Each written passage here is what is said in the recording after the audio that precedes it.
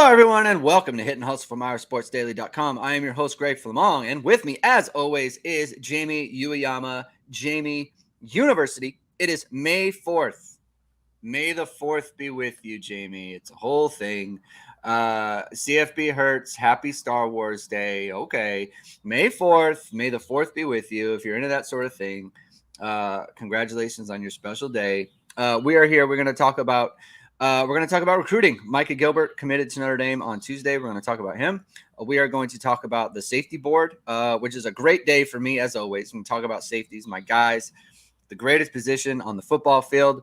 And then we're going to talk about the 2024 recruiting class and the numbers and how it's shaken out and that sort of thing. We're also going to touch on Jamie's fantastic article, 6 Thoughts on a Thursday. Many people are talking about how good it was. Chris Wojak says, great 6 thoughts today, thanks, Jamie, Woj. As usual. Absolutely.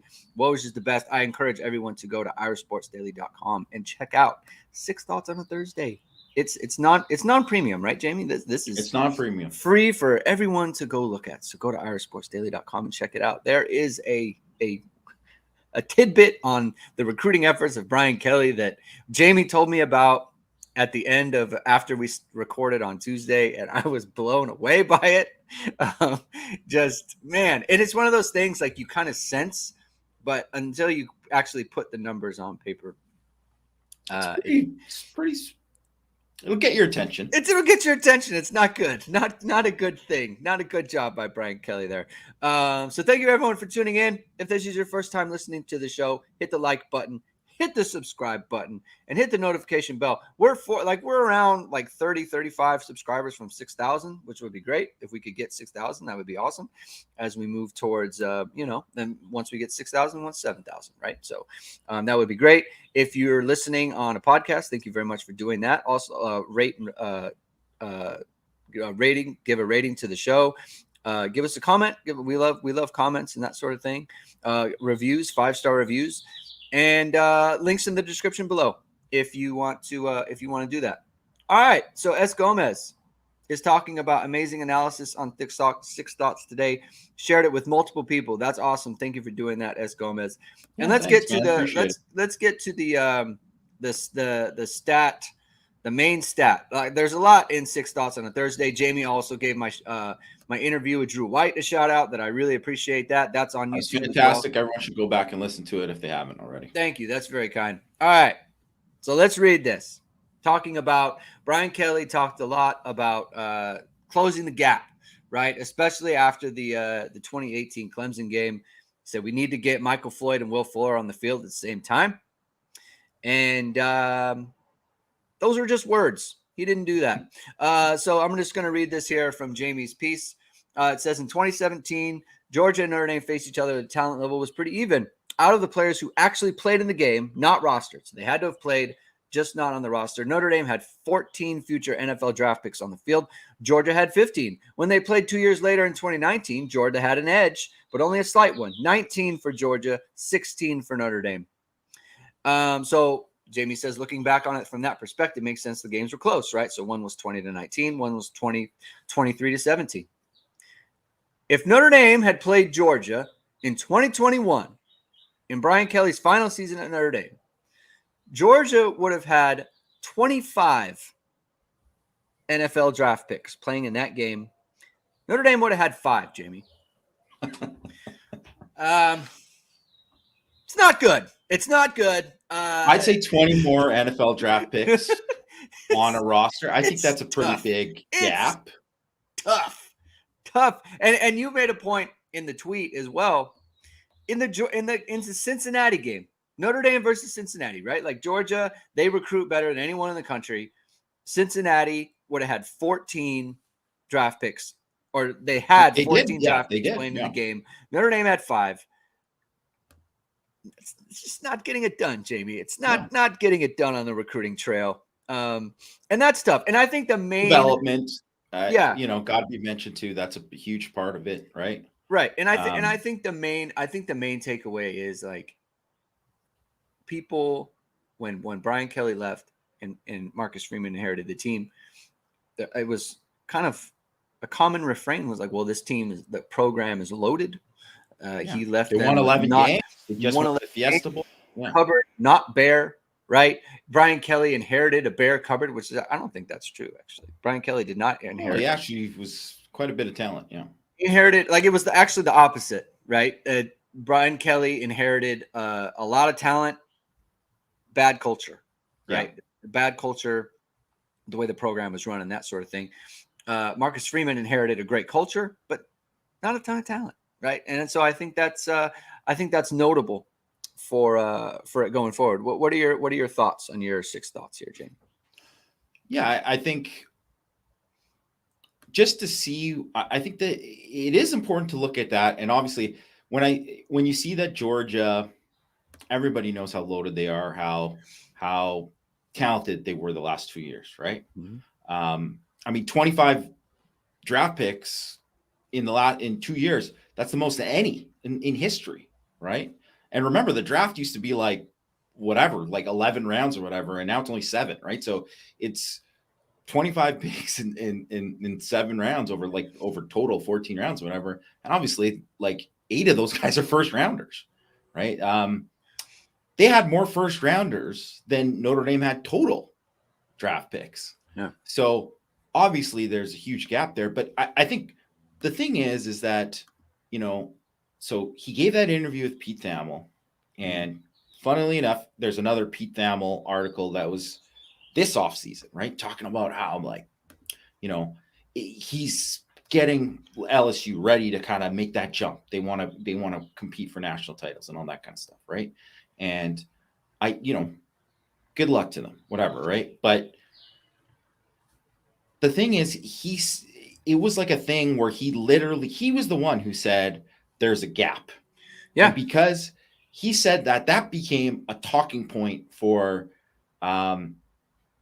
everyone who covers Notre Dame football, everyone who follows Notre Dame football closely was like, close the gap. Like, somebody even was like, oh, this guy's a gap closer. Like, that started becoming like a thing. Well, a dumb thing, but yeah, that became a thing.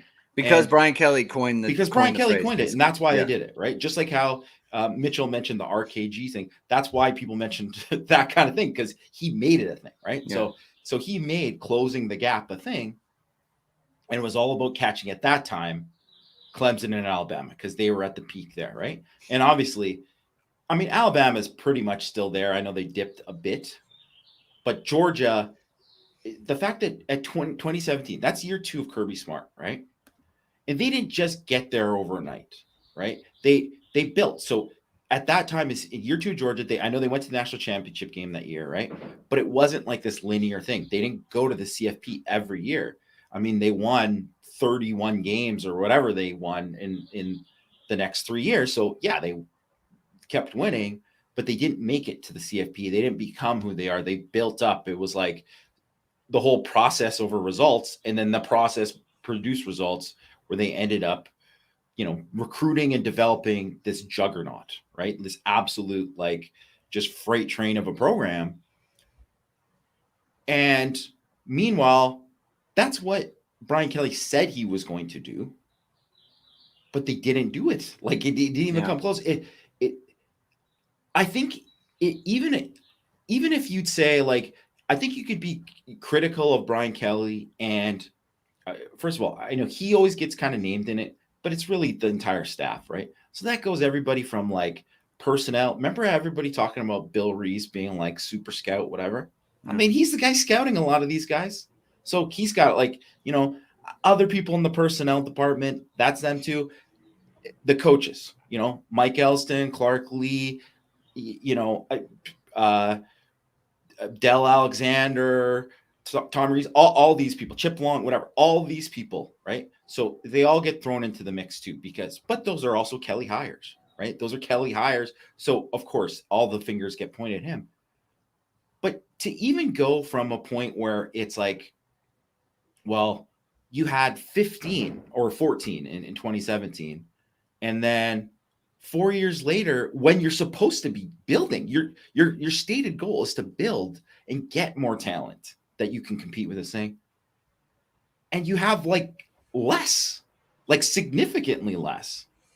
The fact that you can't match, Cincinnati had built something better than you, and they weren't getting anywhere close to where Notre Dame was in the recruiting rankings. Right. So they were identifying talent.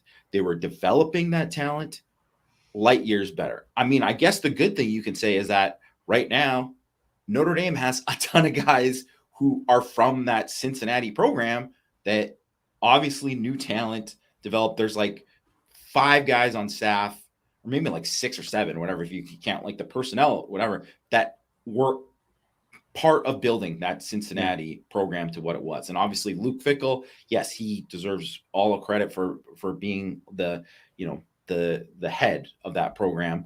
But I mean, Marcus Freeman obviously was a big part of it. Mike Mickens, Brian Mason, who isn't with Notre Dame, but still, and Al Washington even at the beginning too, right? Like, and Chad Bowden, Butler Benton, right? Like these guys were all part of that. And this was a thing that they helped build. And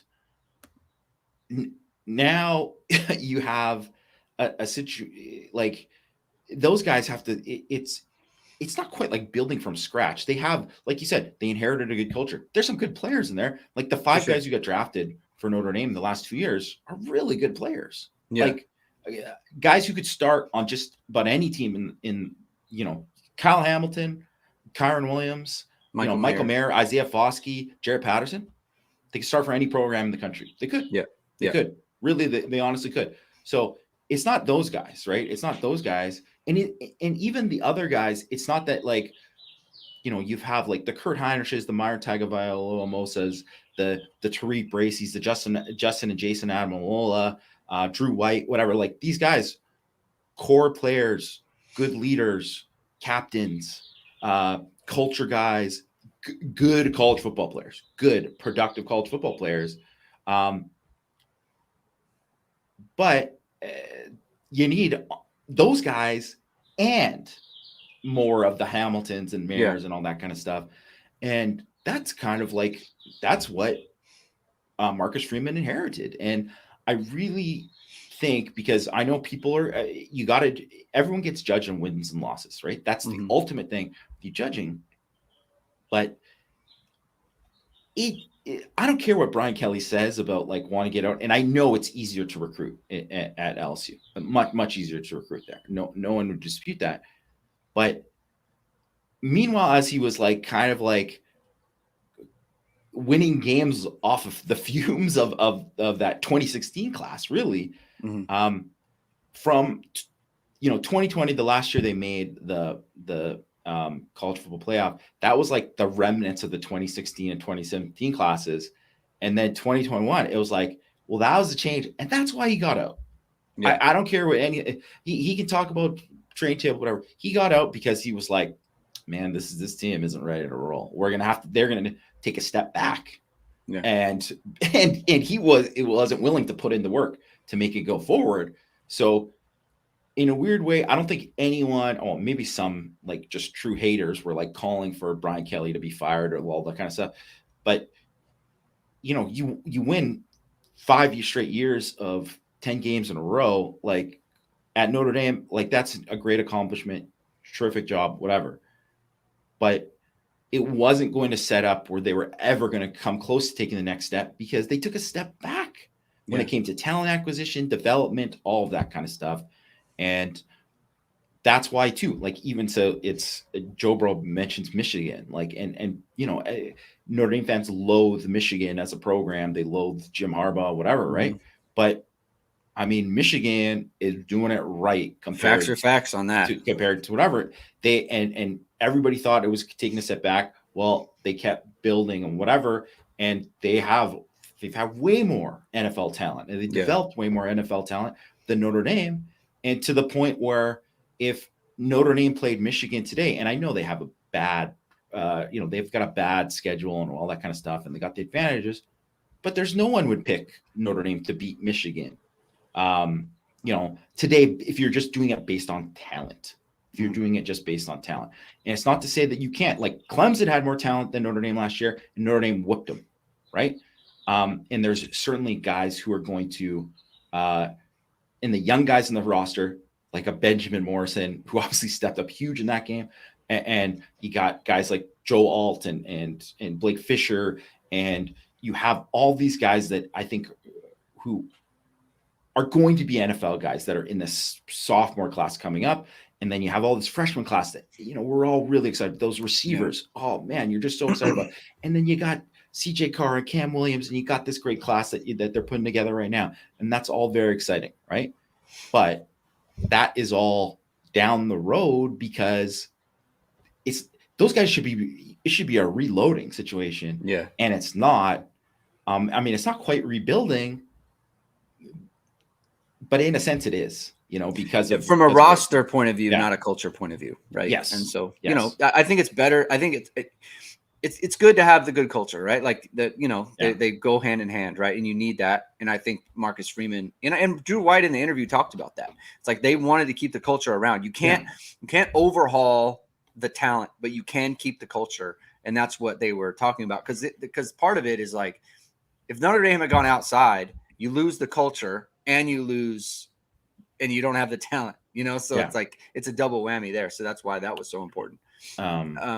Jamie, let's talk about how Marcus Freeman is upgrading the talent. Go ahead. Yeah. Hold on. Just Rajon just had the other question. So Alabama had 17, right? So let me, who were the closest teams to Georgia? How many teams between Georgia and Notre Dame? Yeah.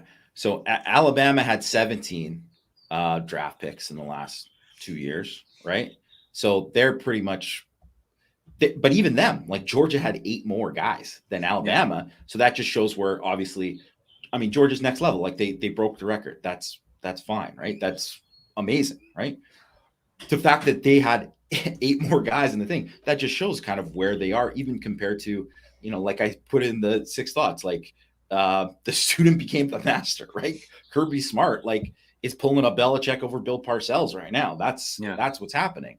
But like, I mentioned Cincinnati 14, right? Like Cincinnati 14. And obviously that's what Luke Fickell and all those, that staff built.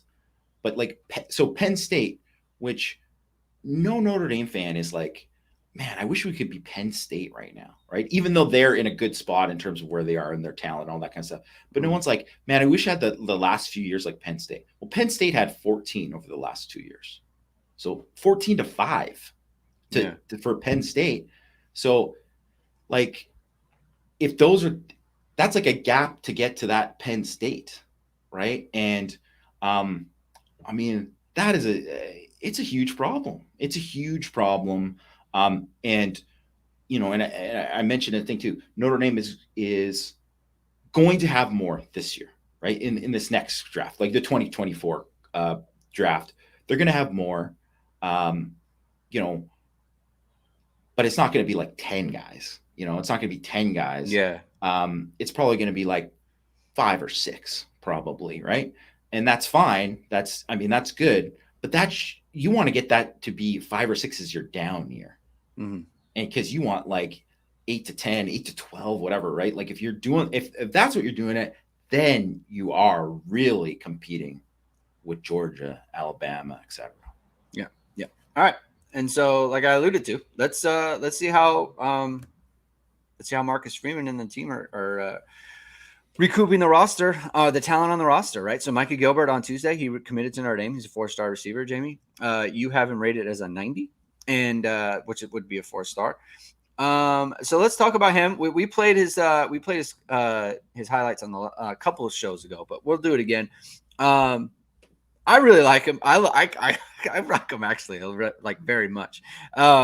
I just love his versatility. I thought about changing him and boosting him up a bit, but then I was just like, you can wait. Let's see the senior film, right? Yeah. If it shows out, it shows out. But I just like his versatility. I like that he can play any of the receiver spots. I like his run after catch for a bigger guy. I like how physical he is. I like his willing to go inside. He's not afraid to go inside. I think he's got attitude. I think so. There's a lot of things going on. I love the size, right? And the position versatility, like I said before, it's all very good. We'll throw up his highlights here. Here he is in the slot, and he's going to go and fight for a ball that we don't even know if it's thrown to him, I don't know that he's throwing him this I ball, feel but like this was a Hail Mary and he just oh, caught it. okay. Like that's basically, I feel like that was the kind of thing. But I mean, you want a guy who can just go up and obviously get it. And I love that kind of play. Obviously, it's a back shoulder play. Yeah. But you just see like the adjustment, the body control of just being like that looks smooth doing that. Like that's what you love to see, right? Or just like that's not a good ball thrown to him too, right. but him just reacting to that and then making a play after the catch, right? And that was the one thing too, right? Where you know, that we talked about last time. They're going up and get it. Always love to see that. But being like elusive after the catch, and I wouldn't even say like he's got more like build up speed than like just like straight up like elite like short area separation. Yeah. But it's being able to make a guy miss, catch the ball in traffic like that previous play right there, and just succeeding there. That's everything you want out of a big slot, out of a boundary. And that's where, you know, his two best fits are. And that's the other thing. He could be a big slot or he could be a boundary. And that, like you said, the position versatility, Greg, right? Like, yeah, that's important because when you're landing all these guys, and now Notre Dame, I think, you know, with the two that they got in this class, Isaiah Canyon and Cam Williams, and then you have the four that they landed in the previous class, they got a bunch of guys that you can kind of move around. And then the best guys are going to play. You're not you're not stuck playing somebody in a position where it's like, this guy can't really play this position. No, because you have a bunch of guys who can play a bunch of different spots. And that's what I love most about like the kind of 7 total guys that, you know, the 3 committed and the 4 they signed last year. Yeah. Yeah. I really love the kind of the twitchiness of this class just as a whole. And like I said, like now he's outside here running an inside slant and it's like catching and going, putting his foot on the ground and then getting back outside. Like that's a big deal, man. Like that being able to make plays on short routes, right? Like I think that's been lacking from Notre Dame quite a bit in the last like few years. Like there's just not a lot of that like dangerous post catch wherever they get the ball. It's like I feel like everything's kind of been at the point of the catch for Notre Dame lately. And they need to get off that. Well, I think sorry to interrupt, Greg, but I was going to say that was the one thing with, I mean, there was a lot of things that I think Kevin Austin was missing. And I, you know, we don't need to kind of beat a dead horse, but I wish he would have stayed because I think there was obviously stuff with his game that he needed to improve. But the one thing that he had that you didn't have from a lot of guys was he was a guy who could, you know, catch a hitch or just, you know, catch a comeback route at like 3rd and 7, catch it at 5 yards and get the first down, you know? And he was a guy who could do that. And Notre Dame really hasn't had, I mean, Claypool obviously could do that. Right. And I think that's what Jaden Thomas, you saw that spring game, that play that when he scored that touchdown, that's something there, but that's really kind of been missing. I think Tobias has some of that too, where I'm like, man, I really wish that Tobias got in a better situation that spring game so more people could have kind of saw and like he could have been highlighted a bit more. But I think he has that ability in him too. So I'm kind of excited to see that. And I'm really excited for all these guys going forward. I mean, obviously Greathouse has got some of that. He showed it, right? So it's really it's exciting. It's exciting to kind of see where Notre Dame, you know, I don't know if like, you know, it's too early to say it's Fuller and Floyd on the field at the same time, but it really sets up the way, a great job by Chancey Stuckey again, obviously. But it really sets up where Notre Dame is going to be more talented at receiver, just in a totality of the room than they have been in a long time. And that's what you need in today's college football. Yeah. Joe Burrow asks, how many more wide receivers should we get in the 2024 class? Do you think they need to take a 4th? Only if that guy is elite and like they gotta love him. They gotta love him, right? So, and I know, okay, this is we'll kind of step on. I guess this will be our part. We talk about the receiver thing, and we don't have to talk about it later when we get into kind of how overall they finish the class, right? But like Jason Robinson and you know, people are like, get Jason Robinson, whatever. And it's like, the one thing and someone asked me about it, and they're like, should they take Jason Robinson? Like, they should absolutely, I think he's explosive, whatever, all this kind of stuff. They don't really have somebody like that. And I guess they don't technically have somebody like that, but I think one thing, he's small, right? So he's small, and I think he's definitely like a slot only guy. So that's the other thing. So if he's slot only and you have all these other guys who can play the slot, so what happens if he's not the best slot? That means he's never going to play, right? So that's kind of where you're at there. So that's why I think he wouldn't be like 100% take, partly because of that. And the other thing is, the small guys, I think everybody wants Tyreek Hill, Jalen Waddle. They want all these guys who are just small, super fast, explosive. Like, that's why Dylan Edwards was like, you look at that, but I wouldn't put Jason Robinson is not on that kind of like just electric, dynamic, that kind of speed. Like, he's not quite at that level. And guys who aren't at that level, they're very hit and miss. And I think people love to say, Wes Welker, right? Wes Welker, or Danny Amendola, or whatever. Pick a slot receiver, Cole Beasley, whatever, right? Edelman, whatever. Yeah, those guys. Everybody loves these guys who are like the small, quick, but it's like, I mean, you got to be extremely like crafty route runner. You got to have all these other pieces there. And I'm not saying that Robinson might not have that. He might have that.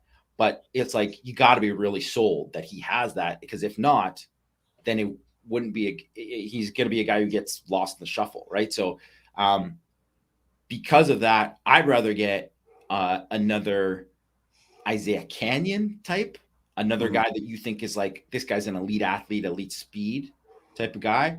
And maybe not even another big body, because I don't even think, because I would say Canyon, Gilbert, Williams, all those guys could probably play the boundary, right? Like they could, right? So I don't think they need to get another big boundary guy. And out of the guys left, I don't really see any like dominant, like contested catch guys.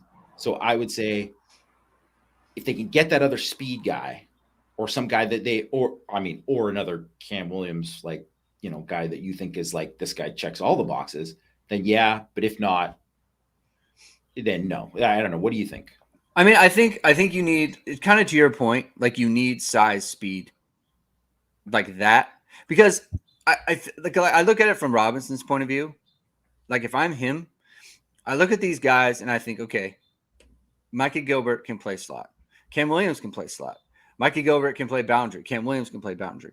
Isaiah Canyon can play boundary. I mean, you could put him in the slot, I guess, but he'll be boundary or field, probably. Yeah, probably. Yeah. Well, it's like, for him, it's like, okay, it's hard for me just from a size perspective, because the thing is like, Notre Dame's like a really big team. They're a really big team, just generally speaking. That's what they want. They want size. They want physicality. It's not his game. So, like, if I'm him, I'm thinking, man, do I want to be the fourth guy in this class? It's like, so for me, it's like, I don't think Notre Dame like really needs to decide on whether to take him or not. Because if I was him, I would just look at it and think, man, I don't know. Like, I don't know if I want to get in this situation, right? And maybe he does. If he did want to, honestly, I would take him, because I don't think that would happen till down the line anyway. For one, like, he wouldn't decide on that till later. And the other part is, I just don't think numbers are that big a concern anymore. No, they're with not. The portal and everything. Like, it's just not. Just take it. If you really love a guy, you gotta take just take him, right? Because look, maybe he puts he's small now, but maybe he gets to 160, 165, 170. I don't know how fast he's going to be in that case, right? Like, that's the Will Fuller thing, right? Like, he got into a weight program and suddenly he's a burner. So I don't know how that is. Like, I'd take a flyer on it. I absolutely would. But generally speaking, to your point, like, I would want someone who fits the physical profile first. So like a Ronan Hannafin last year, like, that's the kind of guy where it's like, multiple positions, could play offense or defense, really good athlete. Like, we really like his. I think kind of like a Claypool, right? That's what you're thinking, because Claypool obviously he was a freak, right? Like, he was an athletic, just giant, like, freakish athlete. who, I mean, clearly wasn't refined in any way, but you were like, look at just the ceiling on this guy. And you saw what the ceiling was when he ended up, at the end of it. Right. Yeah. And then even as he played too, there was just, as he was going up, you could just see like, that's just the kind of talent where, and you also have to think, you kind of always got to think like, is this guy going to help us beat Georgia? Right. Like that's how you got to kind of think of it in those terms too. So if that guy doesn't check that box or you're not sure, then maybe you don't. Right. And James Lorenzenzi asked about Emmett Mosley, who I like him. But I think there's injury stuff. Yeah, I like him, but I don't love him as a prospect. Like I just think he's one of these guys who's got like a ton of like really good traits, but nothing like quite elite. So I think I mean, and I don't know, like I'm not quite sure how Notre Dame kind of feels about him right now. Actually, sorry, I should probably have a better grasp of that right now. But I think that just my personal feeling is that like I would almost want to see kind of more if from him to know for sure that he was a take or whatever. And I don't know how they're going to approach it. Like, and it's been a while since he's been to Notre Dame. And I don't know if that's on Notre Dame's end or his own interest end, right? Like he's a California kid too, I think. Mm-hmm. And sometimes, even though both his parents are from Notre Dame and maybe they are, but I don't get, maybe they would love for him to go to Notre Dame, but I don't get the sense they're pushing him towards that in any way. So I don't know. I mean, certainly he's a guy that I kind of liked him more at DB personally. I kind of thought he had a little bit more potential there. I don't know how they're going to approach him, but he's kind of more on like that next tier for me. So it's interesting. You know how like I think the common kind of reaction when Notre Dame has 3 is you say they can get picky. I think that given the fact that the portal is the way it is, you can almost get loose with like with Robinson, right? Like you can almost like you can get not even picky. Like you can get loose with it. Cause like if it doesn't work, they'll just go somewhere else, Yeah.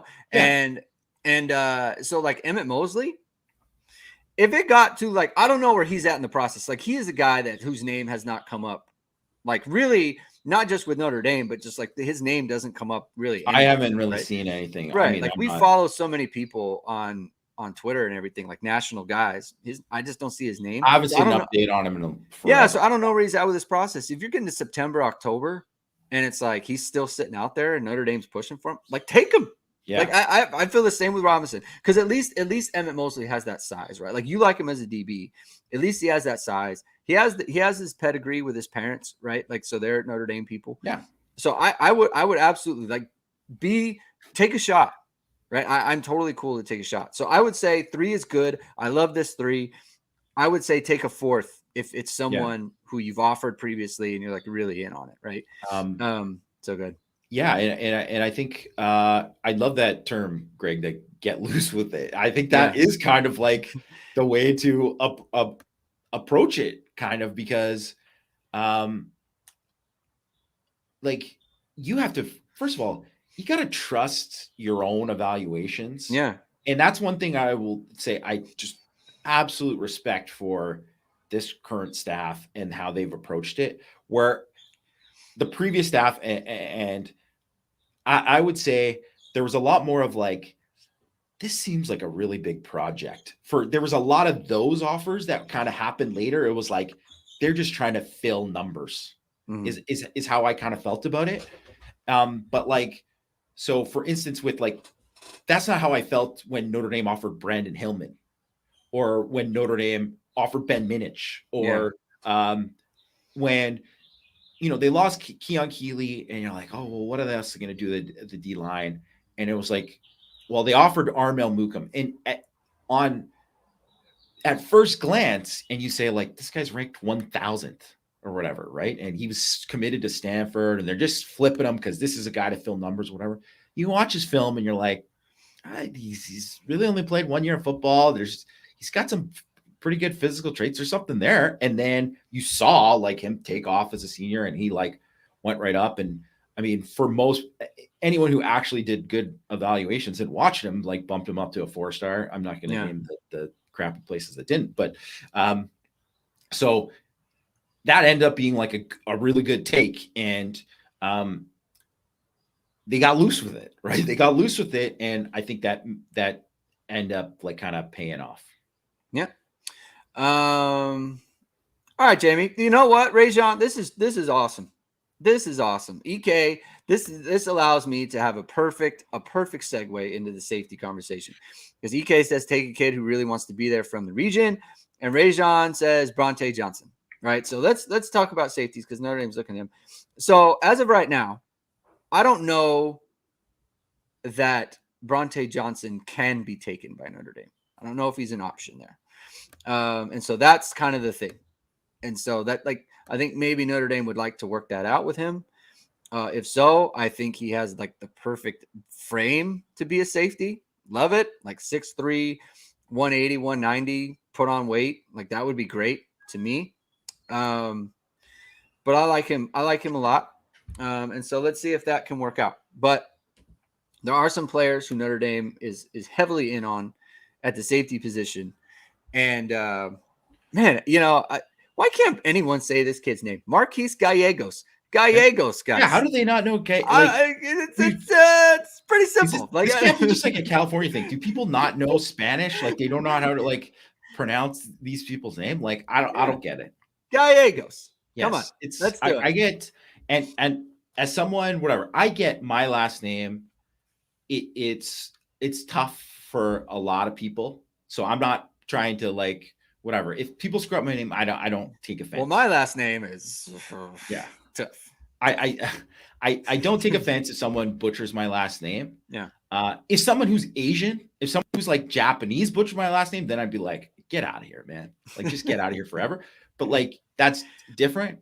But like Gallegos, like there's a lot of, you know, there's a lot of Latin American people who live in the United States. I think people should know how to say Gallegos. You should know how to say it. And that's why Notre Dame requires a foreign language, Jamie. All right. So let's look at Marquis Gallegos, right? Chaminade High School in Southern California. Greg famously returned a touchdown against Chaminade High School. It happened. It's a true thing. I love watching this. You get it on film? Oh, yeah, I got it on film. No, but like, I'll put it up on the show. I'll put it up on the show. Tell me in the chat. Do you want to see Greg's kickoff return against Chaminade High School? No, he's a good player. I love him. He's really like him. I really like him. Let's throw on the film, and we can talk about his abilities. First of all, Jamie, 96 tackles. Let's go. I mean, that's great production. 7 interceptions, 11 passes broken up. That's ball production, man. Yes. That's what you got to see it. In high school, we talk about it all the time. You want to see ball production from your safeties in high school. Ball production matters. It absolutely matters because, especially at safety, because if you have a guy who can't find the football in high school, I mean, he's going to really struggle to find the football in college. That's just what it is, right? So immediately, if I see that on film from somebody in a highlight film specifically, if I see that, okay, I mean, that's just, you just see a guy from the deep half and get there. That's exactly what you want to see. And look at, everything is deep. Yes. Everything is deep. This guy's not a box safety, right? Like he's a modern day safety. He's a modern day safety with a ton of production, great instincts. You know, he's a guy who has good transitions. Obviously you see he's long. This is my favorite guy that Notre Dame is after right now. I think he has a chance to be an exceptional football player at the next level. I really, really like him.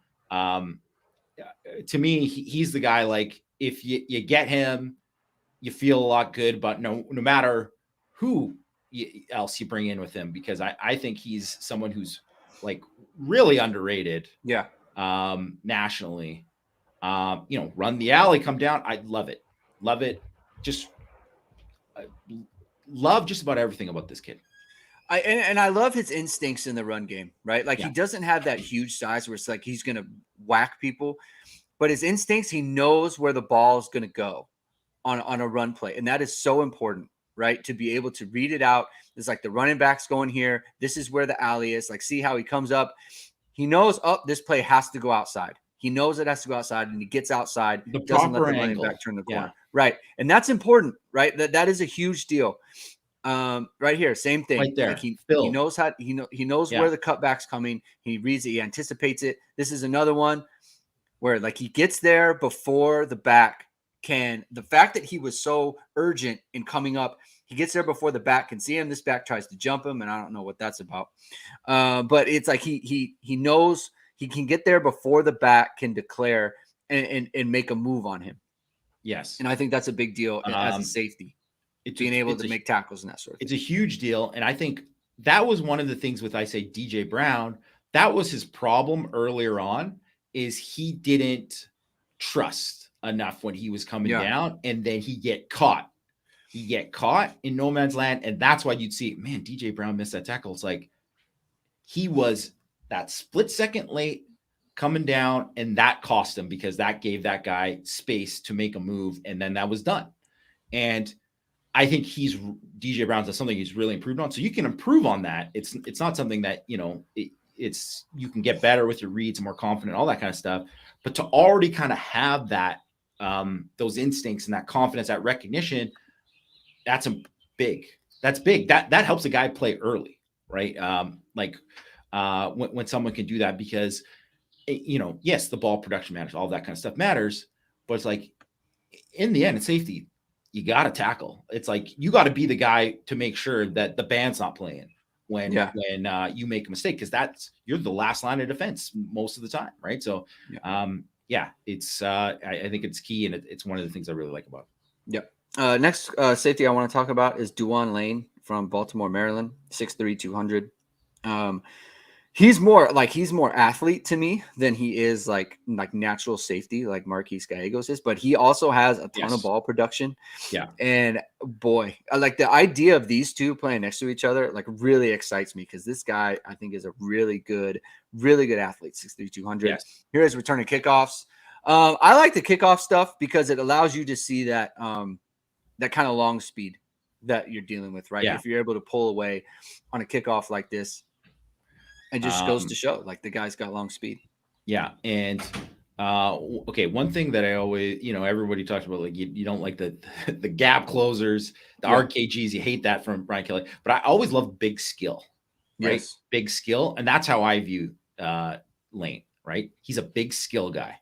Like, so could he maybe be like a potential, like, Rover type? Maybe, right? So I that's where I don't know for sure with him, whether or not, but you see him line up and play, outside of the box on the side. Obviously here he's in the middle of the field, right? But yeah, he's just a playmaker. Like, he's an absolute playmaker. So to me, he's a guy you take no matter what, because he's going to be a good ball player for you. And then you just get him in your program, and you find the fit. And you find the fit from there, and then you kind of figure it out, because it doesn't matter where his fit is going to be. He's probably going to be a pretty good player. Like, he's I like him a lot. And to me, these two, if you get these two, I'd say I would like for them to take even one more. But if you get these two, now you're cooking with grease right there.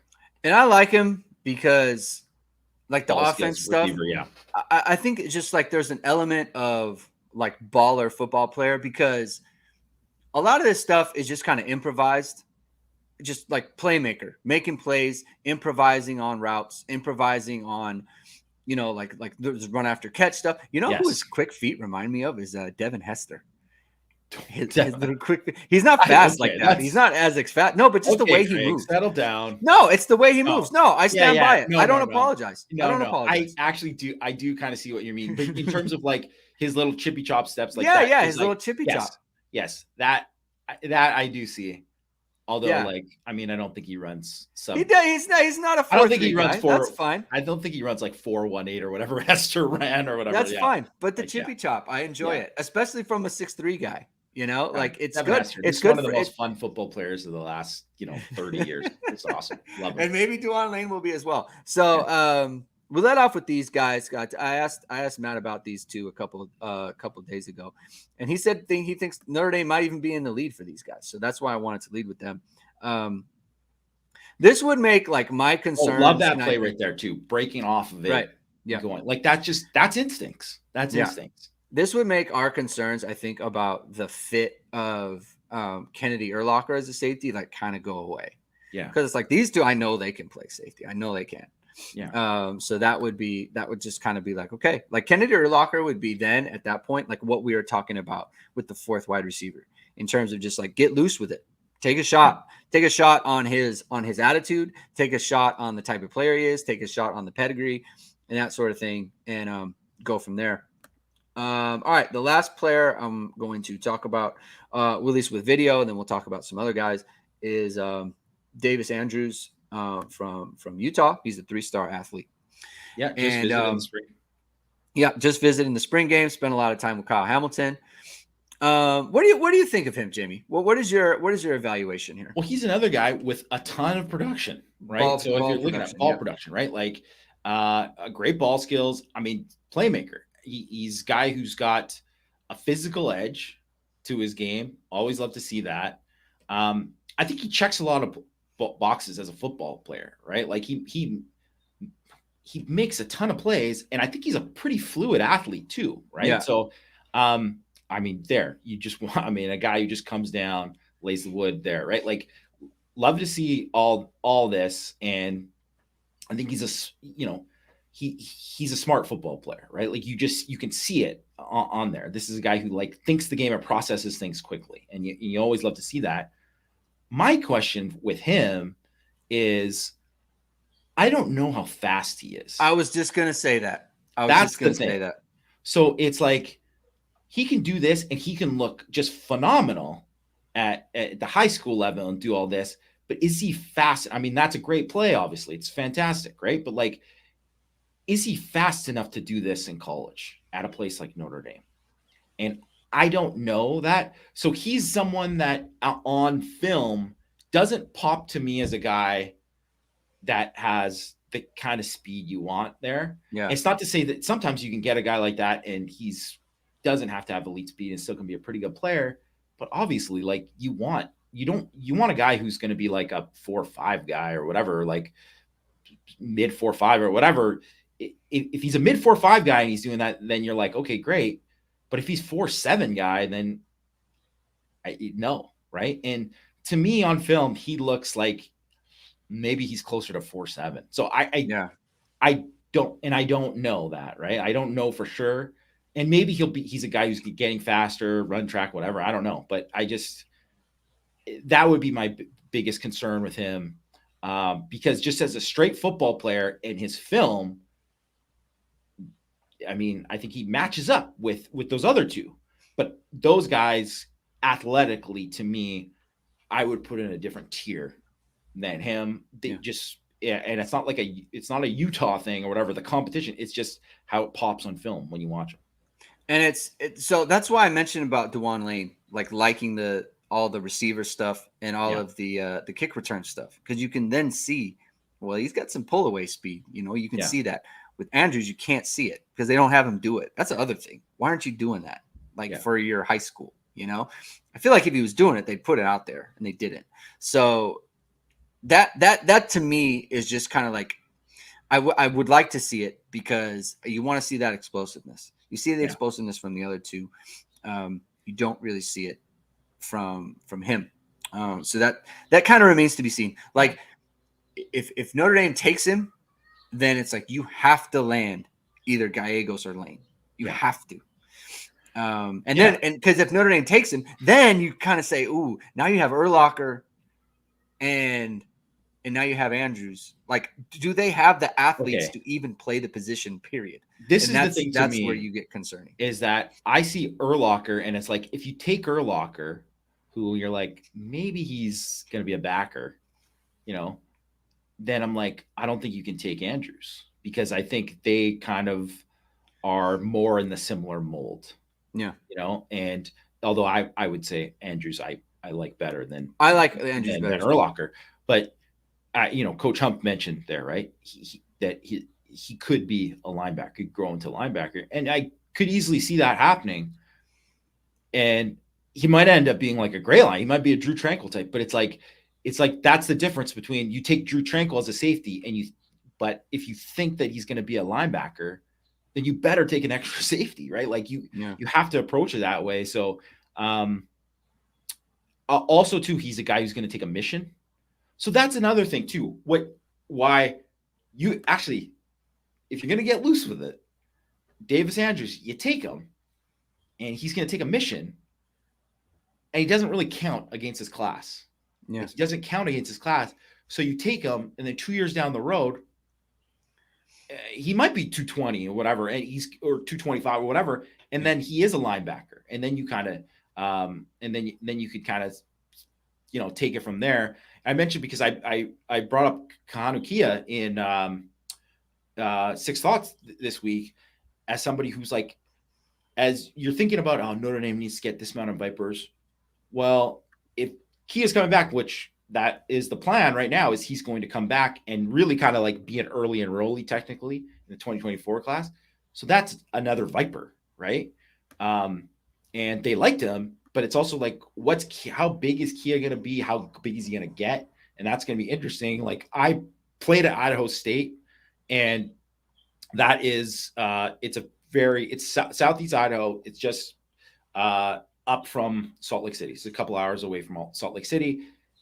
That area of Idaho, I mean, I think a lot of Idaho in general, and Utah, obviously it's LDS Mormon, very heavy population there. So I played with a ton of guys who went on missions. So a lot of older guys, some of the guys who were married and whatever, right? And many of the guys were like complete physical transformations when they went, because you're just older and more mature. You leave a boy, you come back a man, right? And so there was, like I mentioned, one of my friends who I became friends with after when he came back from his mission, but when he had originally left, he was kind of like a fat, like 340-pound old lineman, right? He was a guard. He went on this mission. Obviously, he wasn't training like that. He wasn't eating the same kind of way that he was. He lost like 80 pounds. And he came back, put on like 25 pounds of muscle, and he played D tackle. Ended up being a really good D tackle, right? But it's like just a completely different thing that you would have expected. I mean, I don't, whatever. It's too crazy to say like this is what's going to happen with Kia, or this is what's going to happen with Andrews.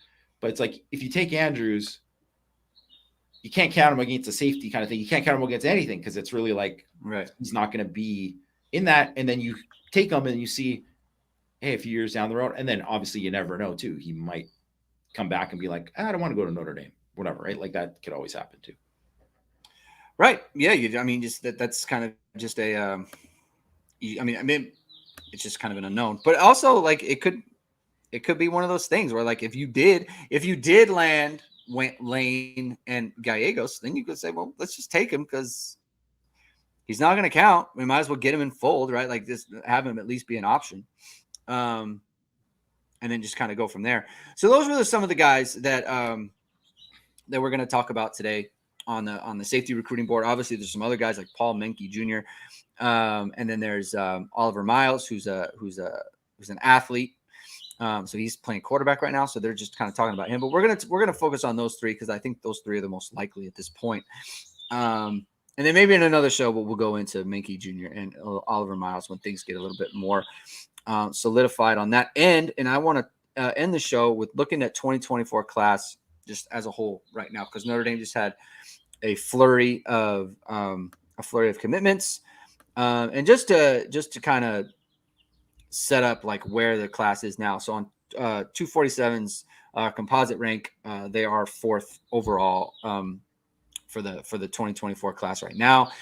They have 3 wide receivers, 1 running back, 2 offensive linemen, obviously the quarterback and CJ Carr. It's very important.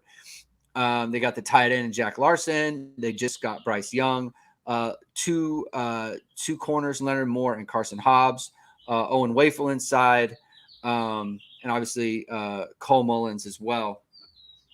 Jamie, what are your most pressing needs at this point for the 2024 class? Like, for me, safety is one for sure. Yeah. Just given the room. Just like and they don't have one yet in the class, right? Yeah, so, they don't have one in the class. Urlacher, I guess technically, but because we don't view him as a true safety, view him that way. That's why I would say it's Gallegos and Lane are very, very important in my opinion right now. Yes. But what else? One of them. Yes. What else are you looking for in this class? What is the most pressing need for Notre Dame at this moment? I would say offensive tackle and defensive line. I think, and I think so. Offensive tackle. What's going on with Styles Prescott? I don't know. I thought he was going to commit. So did I. When he was back. I mean, thought that was going to happen. So I don't know. I mean, I really don't know. I don't know. I mean, do you think it's a problem? I mean, I think it's way too whatever. Like maybe he's just a guy who just wants to take a bunch of free trips.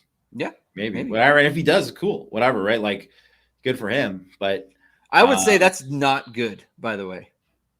If he wants to take a bunch of free trips? Yes. No, I don't think that's bad. There's been plenty of guys who've done it's not that the free trips thing is tough for that position too. Like tackles don't usually, and he's local.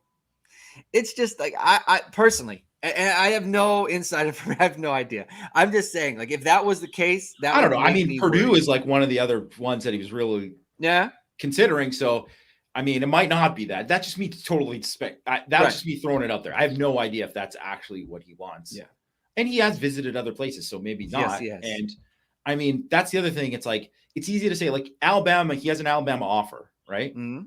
But like, I don't know if Alabama wants him to take him. How are they pushing? Are they and if he goes there, would they take him? Like they might say, "Hey, come to camp." Like that's like there's somebody who's like he's a personnel director, like a head of recruiting for a Power 5 program that I was listening to recently, and he was talking about how everyone has a committable offer after they work out. Yeah. That's how a lot of people view it, especially when it's like you're not getting the top guys, because it's like it's not that obvious for something. So some guys you're like, hey, I'm not sure about this, so I want to see work out. So like, I mean, obviously this is flipping it, but Anthony Robinson, who just got an offer from Notre Dame, who's a safety, right? Mm-hmm. And he's kind of like a nickel, is where he kind of plays in his defense. And I liked him. I think he's a good player. I think he's good too. But I also think, like, to me, he's a guy, like, I think he was planning on camping. And then I think it's like one of those things where I don't know this, I'm speculating, that they offered him to make sure that he comes to camp, and then he comes to camp, and then they'll be like, yeah, he's a take, or no, let's he's see. Not. Like, yeah. Yes. Yeah. So that, and that happens, right? That happens frequently. So, and obviously there's been guys who like wanted to commit to Notre Dame, who've gone to camp, and then they're like, nah, or, we're not going to take you. Right. And that happens everywhere. That's not just at Notre Dame. That's everywhere. Yeah. Yeah. So, anyways, back to Prescott. I like him. I think he's a good prospect. I think I take him in a heartbeat if he wants to come. I think he said that he wanted to be like summer, which I think is fine. Like, mm-hmm. That's just, if that's normal. Yeah. Yeah. So if he's a guy who wants to take officials in the summer, and then you kind of figure it out. But I also think, like, and Notre Dame's not in a position to press him because they don't have another guys that it's like obvious. Right. So, Matt McCarthy brought up Grant Bricks. Do we see him as a tackle after looking at his junior film? And I can't tell with him. I think he moves great, whatever, but he plays in an offense. It's like, I hate these guys who play. It's not his fault, obviously, but right. You play in a wing T offense. It's like all you're doing is going forward the whole time. And it's not like he can't move, or you can't see traits that can project a tackle, but it's just a lot harder if you don't see it and you don't like see that kind of movement and the knee bend and all that kind of stuff that you want to see there.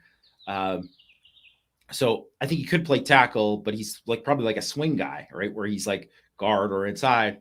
I like him. I think like he would be another guy that you would take. But if they do take him, I think you got to feel a lot better about like we got to get somebody else as well. Yeah. So I don't know how many offensive linemen they're going to take, but I think they should take 2 more. Yeah, I think that would be safe. So, and they got to be guys who at least have the chance to play tackle. And I know like, so Gerby Lambert, but it's like, no one knows what's going on with him because he doesn't visit anywhere. He's kind of like Emmett Mosley. It's like, there's never any updates. He never goes anywhere.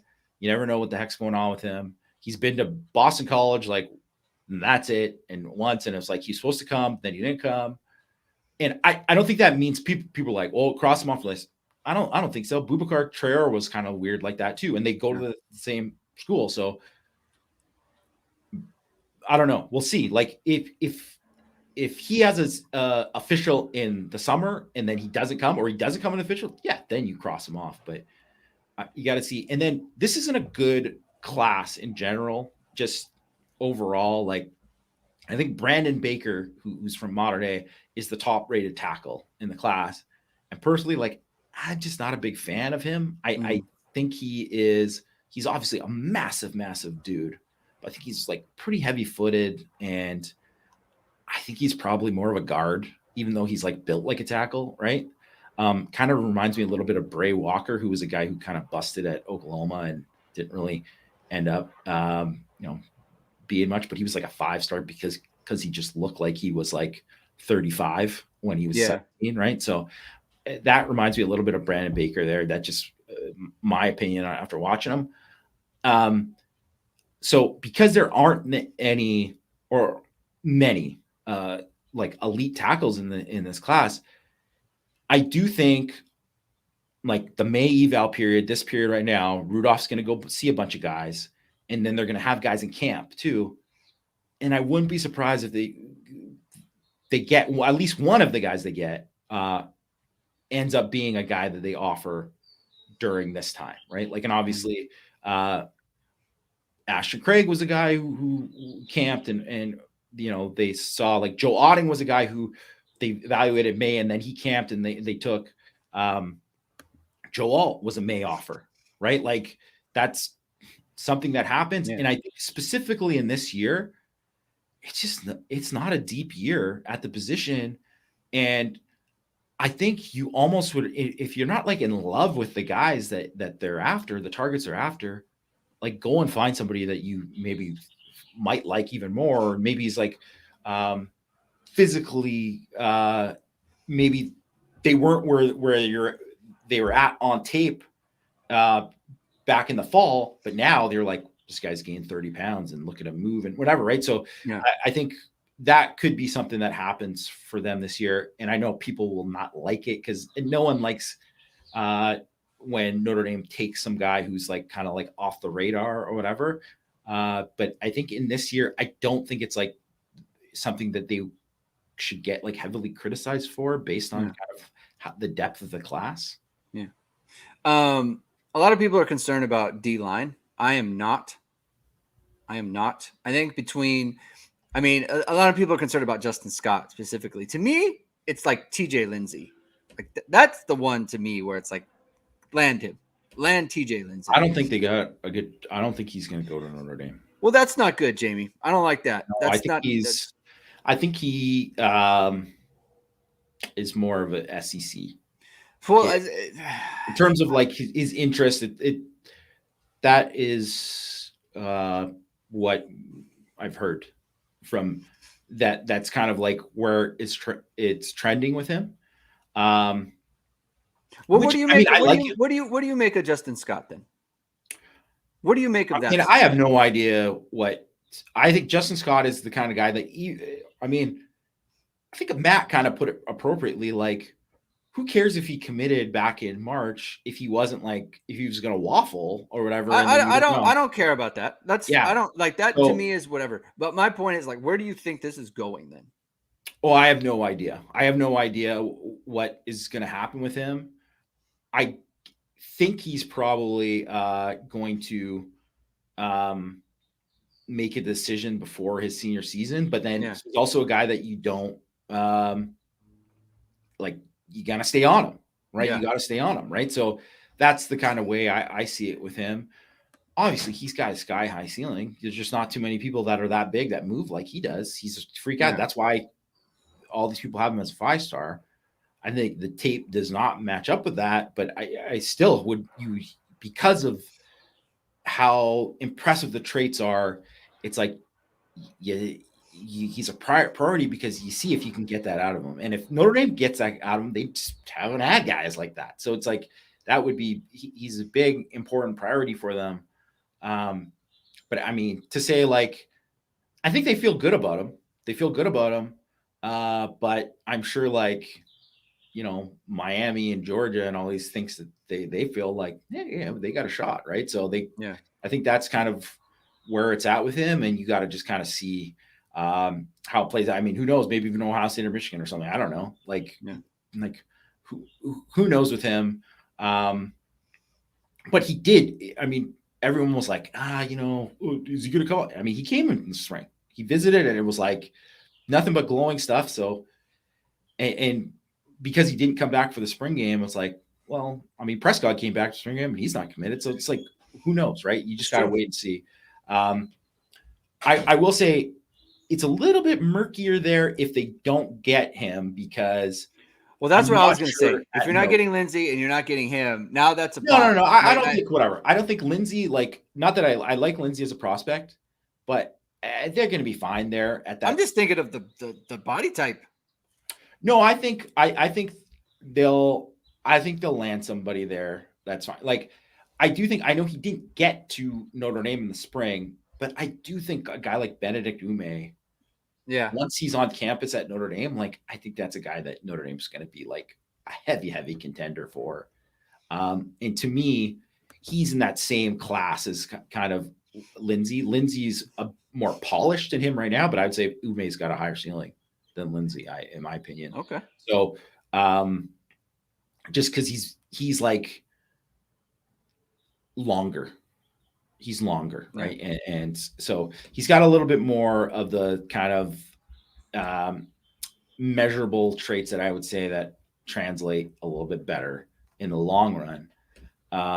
And so that, I mean, I don't know. Like, I think he's an important guy.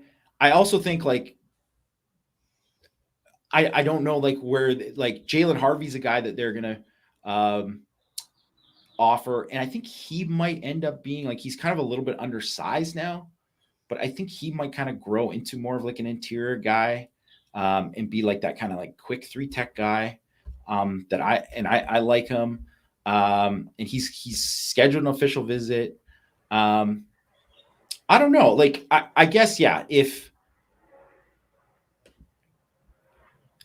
Inside, I worry a little bit, but also I think Owen Waffle is a guy who could probably play either of those spots. I think Owen Waffle's like a really good player, and I think he's kind of like the forgotten guy in the class. And also Bryce Young might end up being a 3-tech. Like he's going to get way bigger still. So I think that'll be interesting. And I'm worried. I would say I would worry more about like, can they get Malachi Williams? And because that would be like, he to me is the number one guy out there, like the Viper, to get him as a Viper to go with Cole Mullins. Then I said, like mentioned, Kia is kind of technically part of that too. Then it's like if you can get another Marquis Lightfoot or whoever, blah, blah, blah, like Logan Thomas, like great, right? But it's not as much pressure because, if you feel that you got a Kia coming too. So I don't know. I guess because you don't really know for sure, but I like the 3 that they got now. I really like the 3 that they got. And I don't think it's the end of the world if they're like, they only signed 5 instead of 6 or 7 or whatever, right? Like I think they'll end up being fine there, and then you just kind of move it along to the next class. because I like what they have. I really like the interior guys that they got in the last class. So it's not like gonna kill them if they if it doesn't work out as well as you hope this class. Yeah. And just the other one is like the last corner. Like who's gonna can they actually pull off Caleb Beasley? Like, yeah, is that like, are they just what is going on there? You know, like I think that's pretty important. And obviously safety that we touched on earlier. I mean, that's like huge. That's a really big thing coming up there. Well, I think linebacker too. And obviously they've had a couple of really good linebacker classes in a row. So it's not like they're absolutely desperate there, but you want to land. I think they would want to land at least 2. Yeah. Right. And I mean, Kingston Viliamu Asa is the guy who's like head and shoulders above everybody else. Mm. And that's obviously going to be a battle, especially with Ohio State. So that's someone. I think he obviously changes the outlook of how that whole position there. And I like Bodie Cahoon. I think he's a pretty good prospect there. After that, hold on, let me just look at the linebacker. Like, I don't know where they kind of stand with a lot of the guys. I know Cole Sullivan it sounds like he's going to commit to Michigan. Yeah. I mean, Bradley Shaw they got on campus. He's a stud, but I mean, he's from Hoover, Alabama. So I just will believe it when I see it if they were able to take that guy away from the SEC. So, and they didn't get a ton of linebackers on campus in the spring that I think are true linebackers. So, I don't know. It kind of makes like Bodie Calhoun like pretty important, and obviously he came visited multiple times. But like you kind of feel just a little more secure if they get him in the boat. Yeah. And then you're going for Kingston and then whoever else you get to, right? That's how you look at it. All right, let's leave it there. Thank you everyone for tuning in. Really fun time talking about the recruiting and obviously talking about safeties. If this is your first time listening to the show and you haven't subscribed yet, please do so. Hit the like, hit the subscribe button, and hit the notification bell so you know we're going live. We'll be back next week on Tuesday talking about we might go into an overview of the team now, like just kind of a post-spring, just kind of how we feel about the position groups and that sort of thing and where things sit for Notre Dame. And we'll probably be touching on a little bit more recruiting before we get to the full offseason. So thank you everyone for tuning in. And have a good weekend. Happy May 4th. May the 4th be with you and all that stuff. And we will talk to you next